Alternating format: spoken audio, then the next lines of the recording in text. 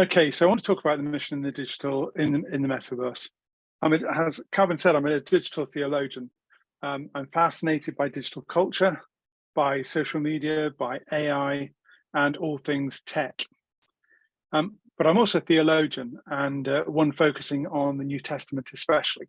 So I keep wanting to say, how do we form bridges between the Bible as a formative text for our lives as Christians, and the world in which Jesus came to save? How do we do mission in a digital age? Or today, tonight, wherever you are, how do we do mission in the metaverse? So what is this metaverse? First of all, sorry, I need to move the slides on now. What is this metaverse?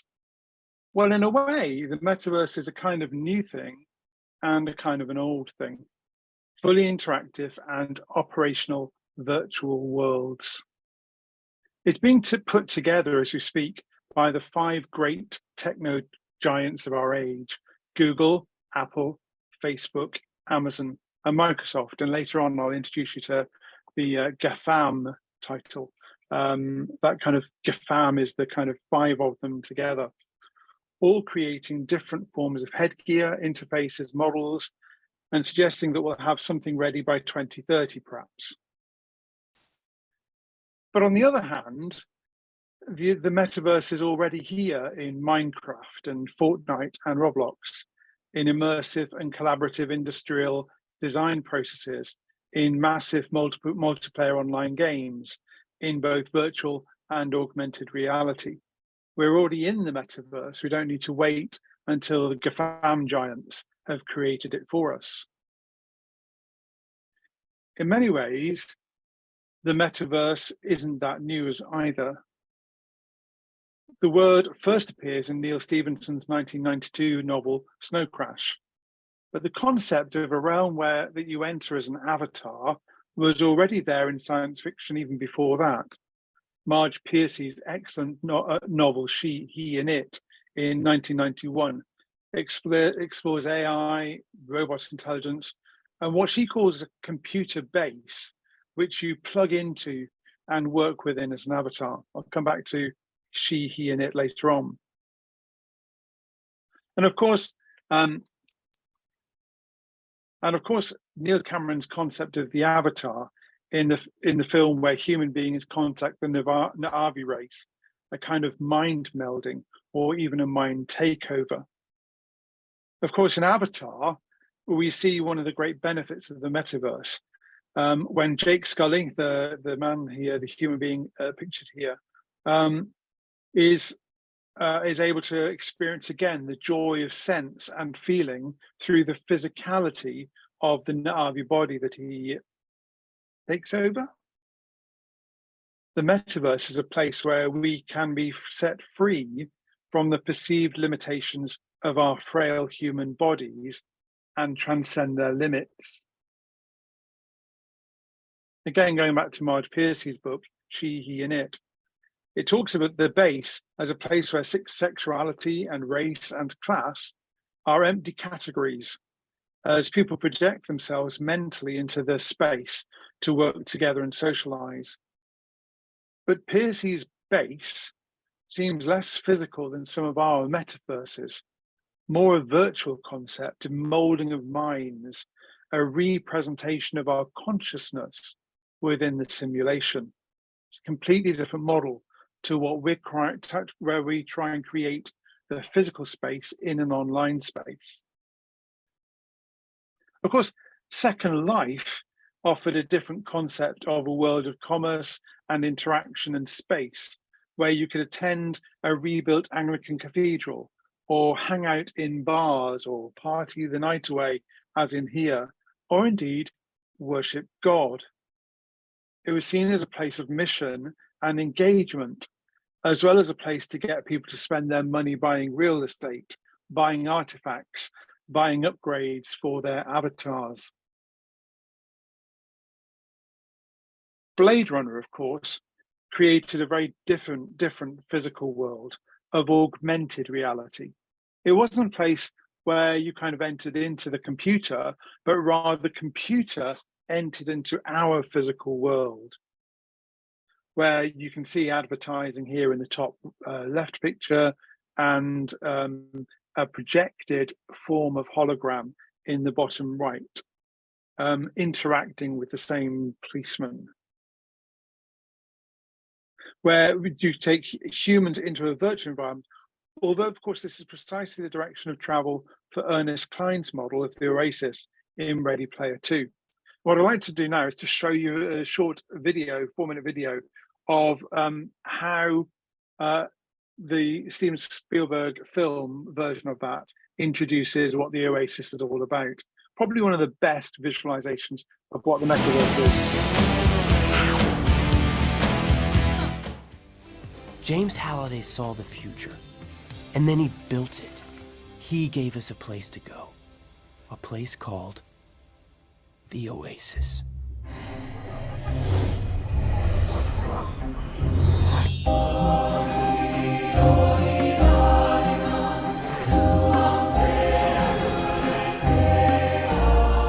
This is the Oasis.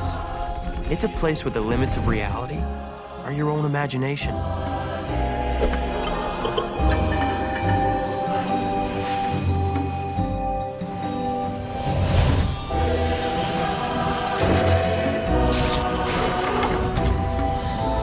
You can do anything.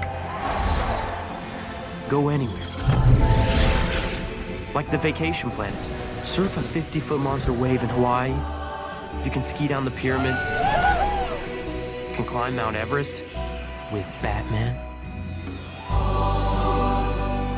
Check out this place.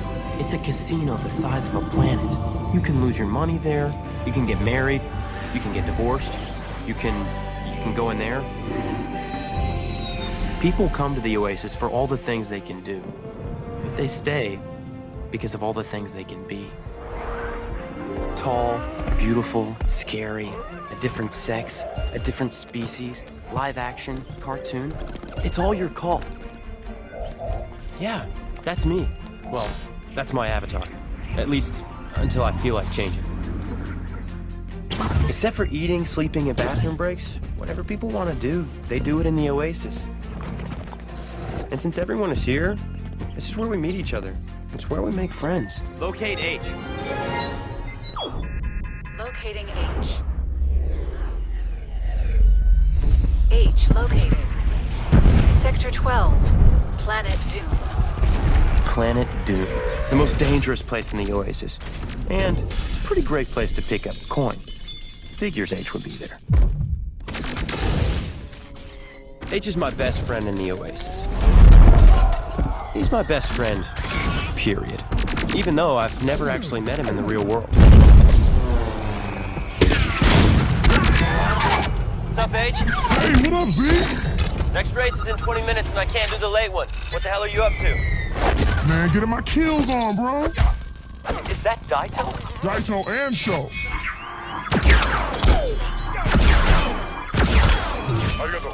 This an artifact hunt? Yup. Gregarious 120. Turn into any giant robot for 2 minutes. That's rad. Artifacts. Those were key. Halliday made sure the Oasis was littered with enough randomly powerful stuff that anyone could win if they had the skills. Death matches and artifact hunts are a good way to coin snatch, but depending on your level of armor, they're risky. You see, everyone starts the same, but the more coin you make, the more you level up. If you get killed, your avatar can come back to life, but you lose all your stuff. Everything you've ever worked for. All your money. Your clothes. Your weapons. Since people spend most of their time in the Oasis, losing your shit means, well, losing your shit.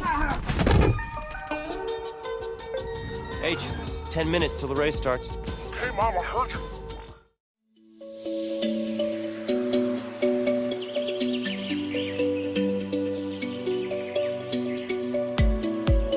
Well, that's a brief introduction to Ernest Cline's model of the Oasis there. now we have a different model of the internet being picked up, the metaverse being picked up, coined by Zuckerberg and others as the metaverse. It's really interesting that they've decided to go meta just as their major platforms were creaking with age, losing customers, and shrinking in profitability. And so there is clearly a kind of financial reason that they're developing into this new metaverse, different from all the others. And you can see people from Second Life, creators of Second Life, and Linden Labs and everything critiquing the new metaverse. And you know, is this really where we want to go? So how then do we do mission in this new world, in this new environment? Matthew 28 is pretty clear. Go, make disciples of all peoples, baptizing them in the name of the Father and the Son and the Holy Spirit, and teaching them to obey everything I've commanded you, that great commission. A commission which calls for us to go to people, to go out, a kind of centrifugal form of mission. We've often used the centripetal form of mission, where we've kind of built churches and told people to come to us. Come on, come flocking in, it'll be okay. Build and they'll come. But this model from Matthew 28 is a centrifugal one, where we are sent out to go to people.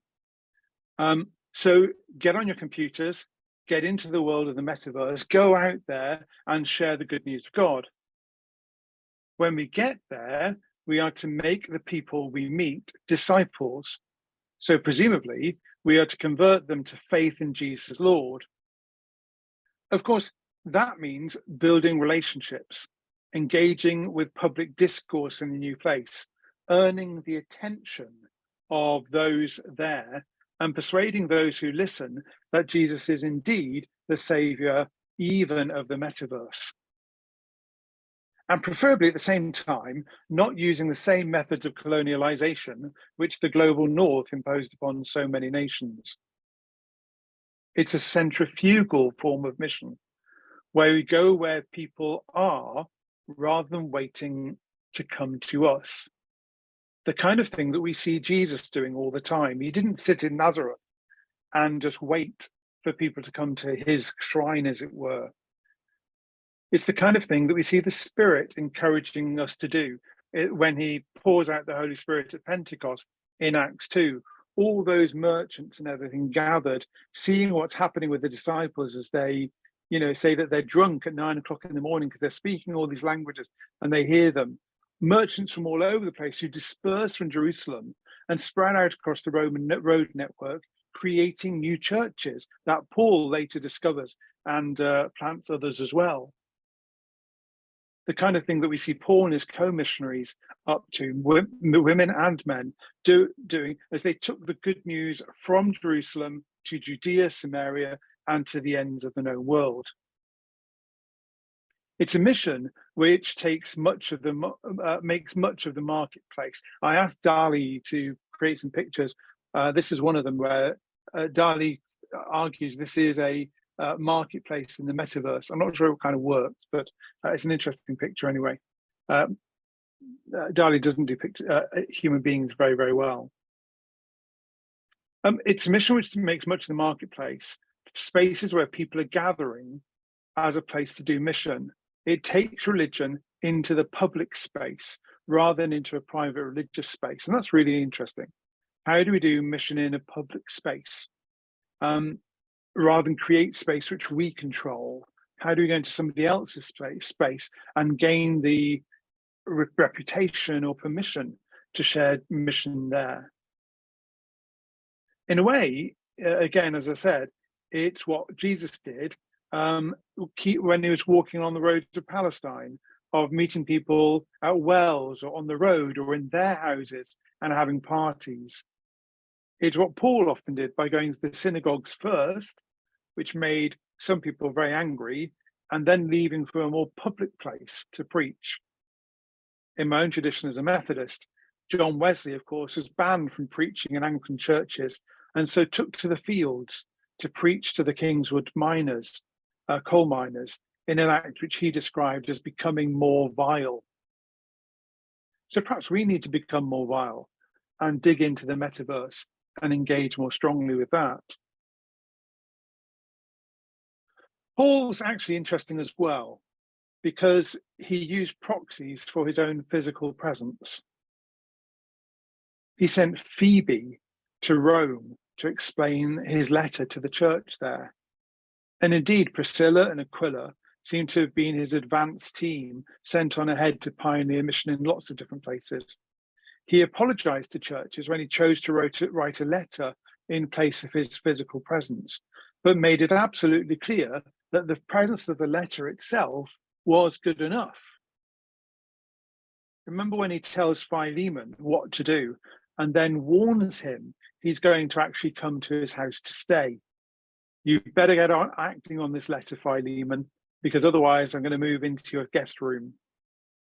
It's a kind of biblical hint, I think, that not being somewhere physically in an embodied form is actually okay. There are other ways of being a proxy or an avatar.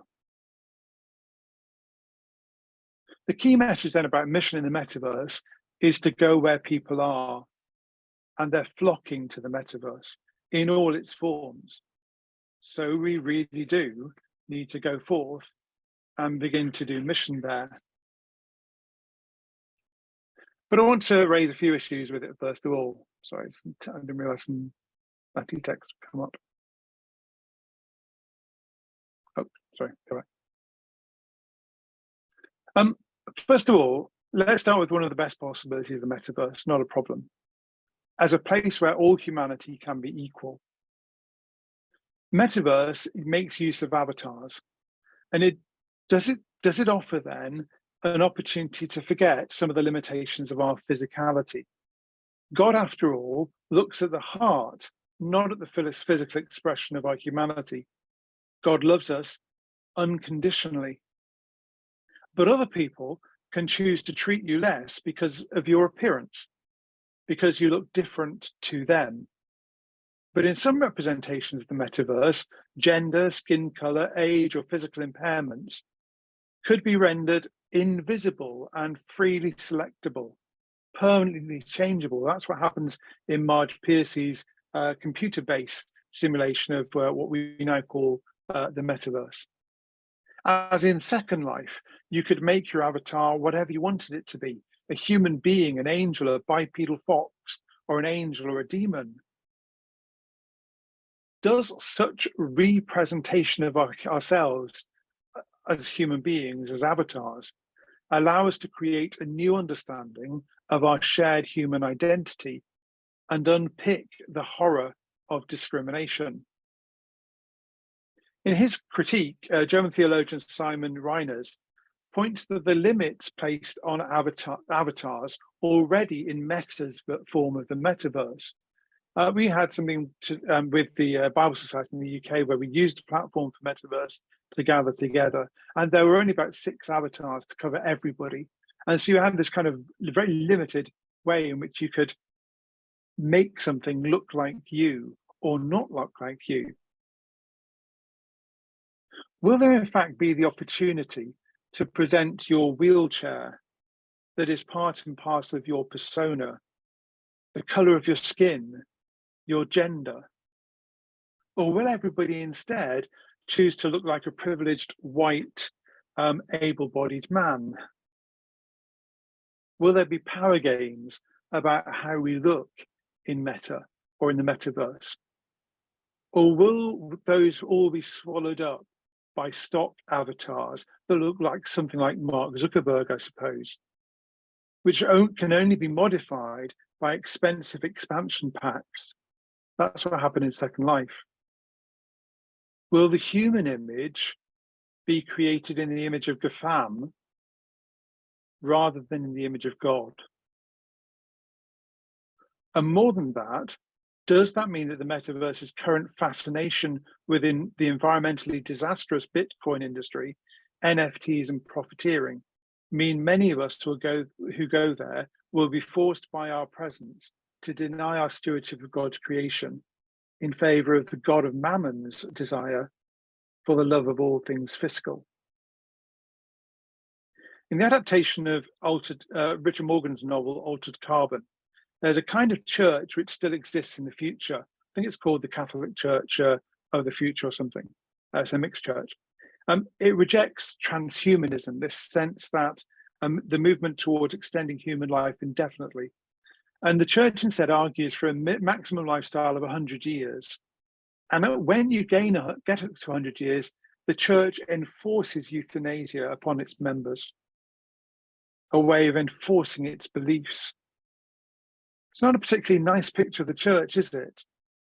But it does remind us that sometimes the church doesn't need to mold completely into the culture or be absorbed into the culture where it's doing mission. Sometimes it needs to stand out and say that there are other things that we need to be doing. We don't always need to go along with what the world is doing. Secondly, I've already talked about how mission has for centuries been tied to colonialism. We can even see it in remnants of in Russia's war with Ukraine, where one excuse is to reassert the dominance of the Orthodox Church, Russian Orthodox Church, over and against the Ukrainian Orthodox Church and the more secular governance of the country. We're much more open now to the whole context of contextualized mission, where we go and get used to the context, to live the lives of those who live there, to seek to be embedded in their community, to become one of them. After all, as Peterson's Message translation puts it, from John 1:14, the word became flesh and blood and moved into the neighborhood. The word became an avatar and moved into the metaverse. How do we do this in the metaverse, though? In what ways is Christ incarnate in this new world?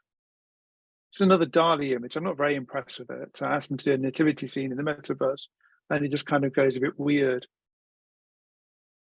But in what way is Christ there and present? I believe that he is, because Christ is omnipresent. God is omnipresent in all things. But in what ways do we become incarnate within a realm of virtual and augmented reality? What new forms of mission should we develop to bring Christian faith into this place? Will we just replicate churches, or will we do something new? Will we create prayer groups, or like they did in the Roman Insula when the church was kind of mapped over into Rome, inside big blocks of flats? Will we do new things like Pliny did in North Turkey in the 1st century? Will we go back to pioneering mission days? Should our models mimic the metaverse, or should we hold on to Jesus' manifesto in Luke 4 about justice and about bringing healing, or John 3:16, or Paul's theology of Romans 1-5, and translate these into meta? Coming towards the end of my talk. In his recent book on the metaverse, Michael Ball, former manager at Amazon, talks of the metaverse needing to be seen as more than an extension of social media and gaming. He talks about a space which interacts with the physical, a synchronization of the virtual and the real, a kind of back channel back to the real world. Hate those virtual and real things, but a back channel back to the physicality of what we're doing. And indeed, you could call that perhaps a betterverse. How might we express our love for Jesus and for all creation in this new space? How do we worship God? How do we be baptized? I think Reverend John's going to talk about that in the next talk. How do we share communion? How do we be the church? Do good works that we were made for. In Ball's synchronization of the virtual and the real, probably in many of the ways we're doing them today. But how do we create rites and practices for a virtual world? How do we break bread together in a virtual world?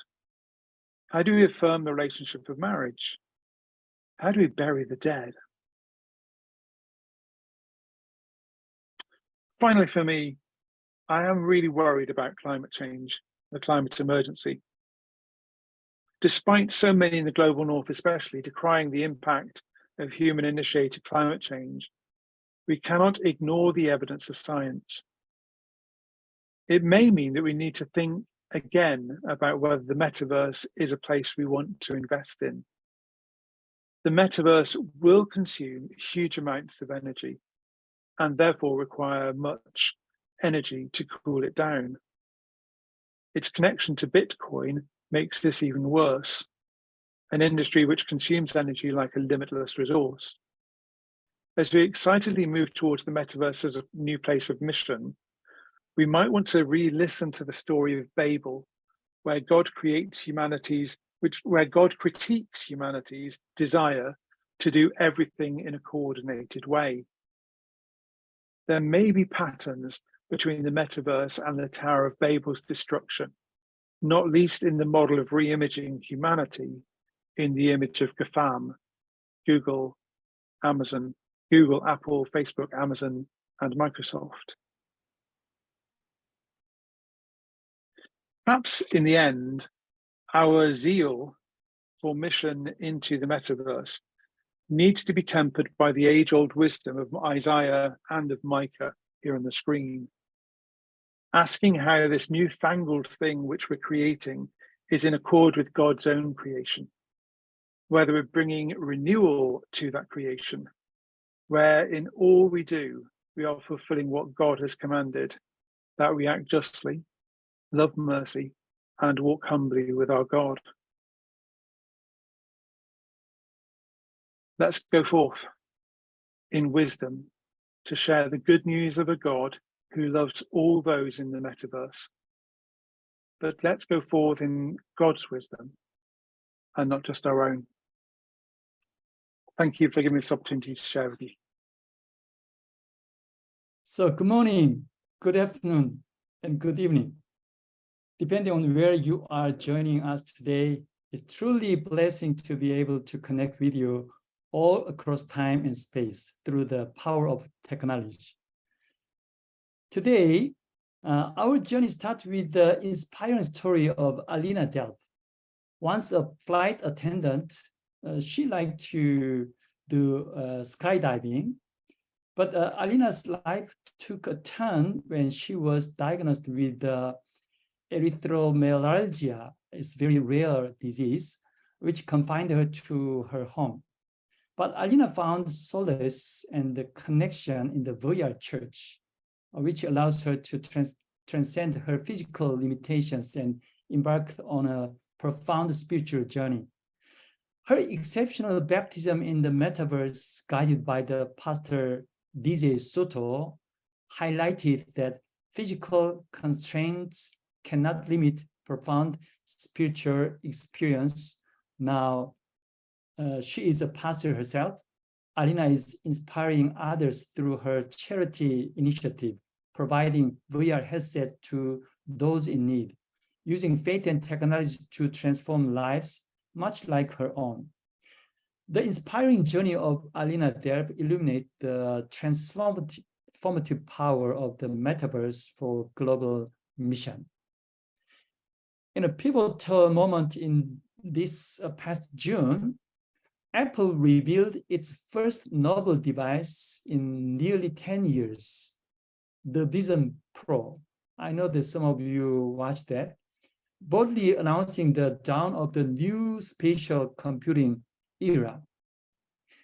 According to Tim Cook, Apple's CEO, he said that this new headset seamlessly blends the real world and the virtual world, demonstrating the increasing presence of digital realities in our everyday life.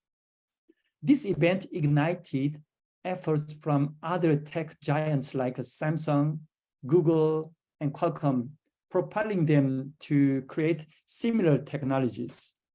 The significant development, the emergence of spatial computing coupled with the augmented reality and 3D virtual world heralds the rise of the metaverse.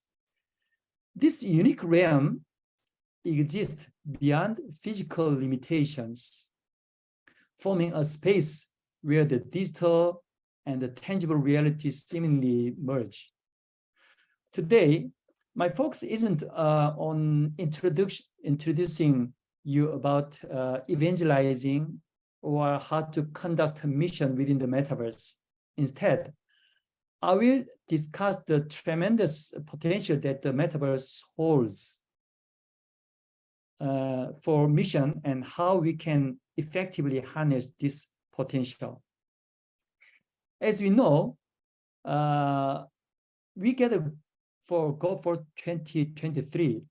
Our goal is to chart our path for metaverse missions till 2033, and we are just embarking on this journey. My position is straightforward. Mission work in the new domain of the metaverse calls for a unified, strategic, and professional approach. It goes beyond the spontaneous action of individuals or small groups. It necessitates a collective endeavor from organizations, groups, and individuals with the various expertise, backgrounds, and missional professions. So, the needs of collective elaboration is very important.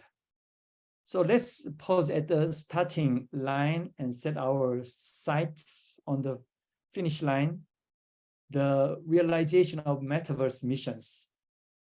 Now, I believe that you are ready to embark on this journey with me. Now, let's turn our attention to the broader context of global missions. As we step into the metaverse, a world of endless potential and possibilities, but we cannot afford to ignore the pressing challenges that global missions are currently facing. The traditional approach to missions are grappling to keep up with the rapid change dynamic of the world. Challenges such as a lack of resources and across access, socio-political upheavals, rejection of missionaries' activities, aging churches, and an increasing trend toward the secularization are creating significant roadblocks for the traditional mission work. And what about our missionaries, the people who spread God's word to different parts of the world? In countries where missionaries are restricted, it is becoming increasingly difficult for missionaries to do their work, as surveillance networks keep close eyes on missionaries' activities. You see the top 50 countries where it's hardest to be a Christian. Now, the numbers of these countries are growing.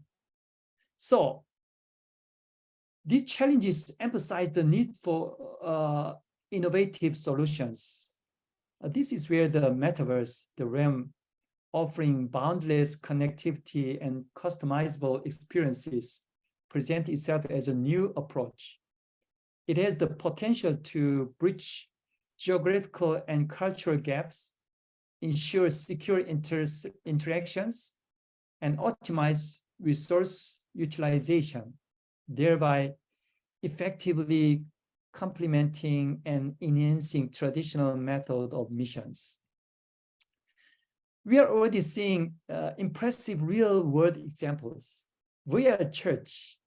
Alina is the pastor of this church, and DJ Soto, actually, he established this church. This church is fully a VR-based church that hosts weekly worship services, Bible studies, and social gatherings in the metaverse. Then you might ask, why should we, as Christian communities, care about this new digital frontier? Isn't our work in the physical world sufficient? The answer is simple.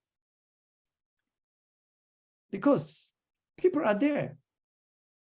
We should care because the people we are called to serve, guide, and love are there. They are exploring, creating, and connecting in the metaverse. As followers of Christ, we are called to meet people where they are, even if that where happens to be a virtual reality.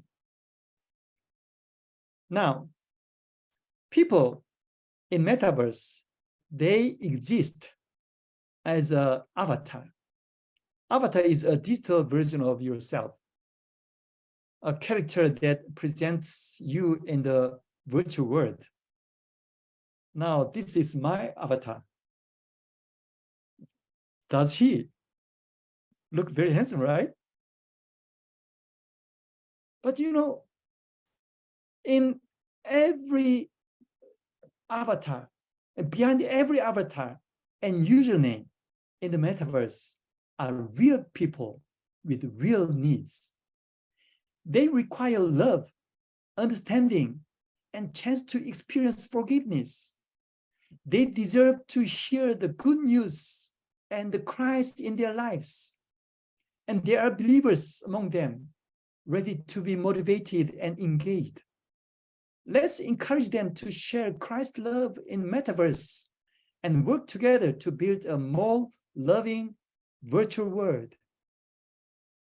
We will delve deeper into why the metaverse needs a specialized approach for mission in the next part of the presentation.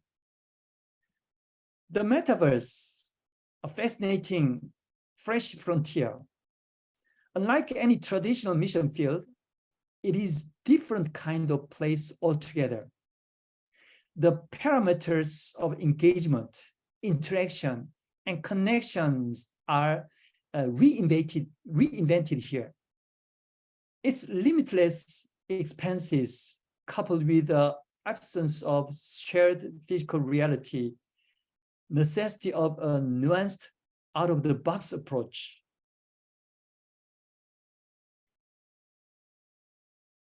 Now, for example, in your design of comprehensive and effective VR spaces, we have to consider structural aspect and also human aspect and physical aspects.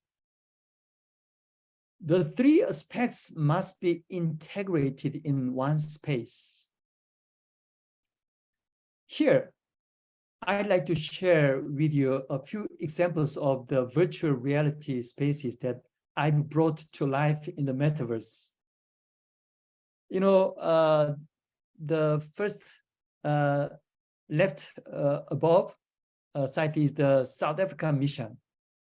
This space shares my own missionary experiences in South Africa. And also, the lower left space is actually where I am now. This is the church in the southern tip of Korea, South Korea, in Busan. I'm sitting in the mission home. And this place turned into a special place. And also, there are other places. You can see people praying together and playing and also dancing here. So when we craft spaces, we aim to create welcoming, interactive spaces in the metaverse that promote community engagement. And also, we have to think about the sense of place. The goal is to foster belonging and supportive relationships within these virtual spaces. And also, we have to think about human aspect. How do they learn? How do they feel? How do they behave? So, by doing that, we don't just want to create a space, but space is supposed to be meaningful and faith-aligned experiences. And also spiritual growth. We design our spaces to foster spiritual growth and exploration of faith, emphasizing love, compassion, and forgiveness.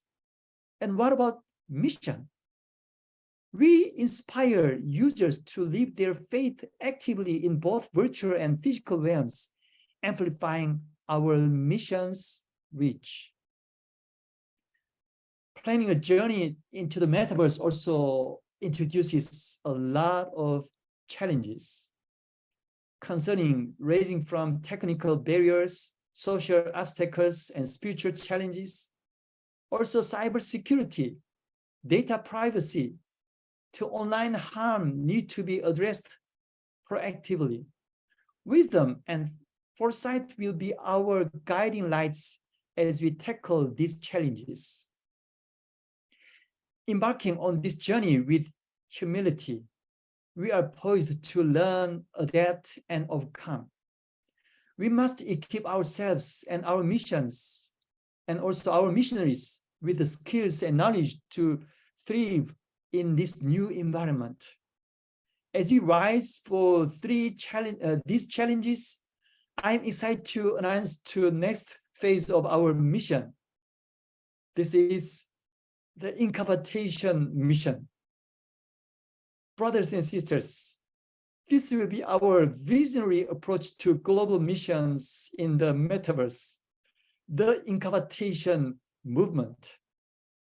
The groundbreaking concept incapacitation is an infusion of incarnation and avatar, encapsulating our intersection of faith and technology in the metaverse. It symbolized the embodiment of our of our Lord Jesus Christ and Christian faith and identity in the virtual world, just like how Jesus presented God's love in the physical realm. The incapacitation movement stands on for core values, which is love, compassion, forgiveness, and sharing.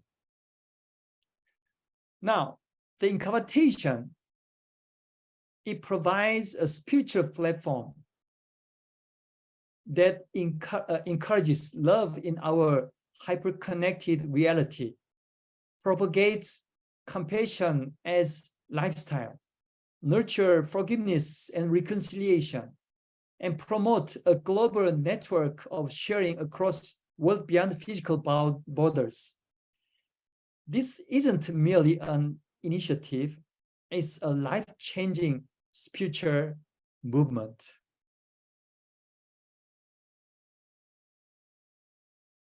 Now, as I studied the New Testament, I could find the three imperatives for discipleship, which are come, go, connect.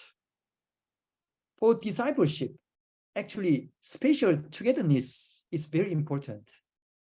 Now we are gathering in a Zoom meeting, but you know, this Zoom meeting, on the flat display, your faces are tired. What if we can experience like immersive virtual reality? This integration, this metaverse technology will redefine discipleship. How? It will expand the Christian community and break down geographical, cultural, socioeconomic barriers. It offers platform for personal spiritual expressions, fostering creativity in the expression of faith. It makes faith learning interactive, immersive, enhancing learning, engagement, and retention. It allows for real-time fellowship, facilitating prayer, sharing, and support in real time. Now, a possible strategy for the incapacitation movement consists of 5 stages. It cannot be just done by a person's, a follow me style of leadership. The first stage is about assembling a diverse coalition. In stage 2, we ignite connections and promote idea sharing through brainstorming sessions, discussions, and digital meetups. Stage 3 is about collaboration of forming task forces. Stage 4 is about aligning our shared value and visions. And finally, stage 5 is the establishment of the Incapacitation Mission Society in the Metaverse, representing our unity and determination.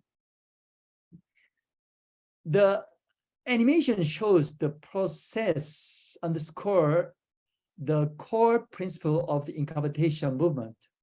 A group of diverse individuals, organizations, and groups are gathering from different backgrounds. This variety, by embracing diversity, fostering a collaboration, and working toward a shared vision, we can create a profound spiritual impact in the metaverse,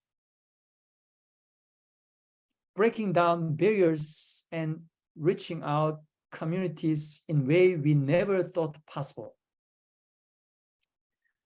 The role of incapacitation mission include research and development. Technology is ever evolving. And also we have to build spaces, creating a safe, welcoming digital environment for spreading the gospel and fostering community. And also we have to train candidates. Not only that, we have to send missionaries into the metaverse, and we have to support missionaries. As we move forward, the Incapacitation Mission Society will become a testament for the power of faith and technology. I invite each one of you to come aboard this journey with us. Let's embrace the metaverse, break down barriers, and reach out to community in ways we've never thought possible before. Through collective actions, prayer, and dedication, we can create a transformative presence in the metaverse, changing the landscape of global missions. So let's pursue at the starting line and set our sight on the finish line, the realization of metaverse missions. Are you ready to embark on this journey with us? As we conclude our journey today, let's take a moment to reflect on the ground we've covered. We started with Alina Delp's transformative tale, demonstrating how technology and faith can merge to change lives. We also looked at the current landscape of global missions, recognizing its challenges. We ventured into the new territory of the metaverse, exploring the guidelines for crafting our mission in the metaverse, weaving together structure, human, and spiritual aspect into comprehensive outlook. We unveiled incapacitation and its revolutionary impact on the discipleship and possible strategy to activate the movement. Lastly, we also face the obstacles ahead, armed with the potential solution and ready to tackle them head on. Now, standing at the edge of this digital transformation, it's evident that this mission isn't meant for a selected few. Instead, it's calling for all of us, no matter who you are, a tech expert or novice, a pastor or believer, a teacher or student. Your unique skills, individuals, perspective, and faith, and all integral to this journey. You are building bridge together, sharing idea, learning, and reinforcing each other's effort. A crucial component for our approach involves engaging the MZ and Alpha generations.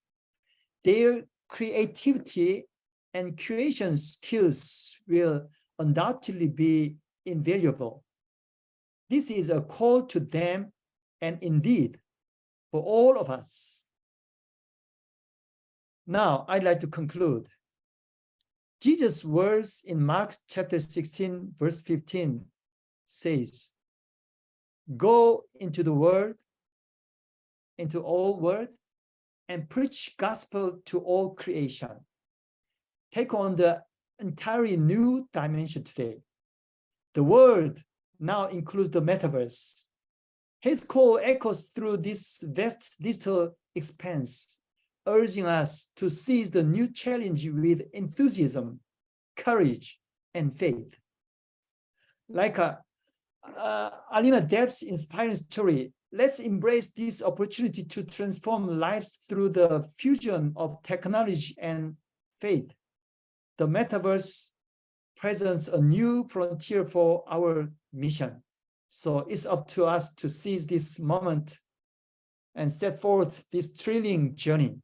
Together, let's step forward and answer his call. Let's make our mark on the metaverse. Let's go forward. Thank you.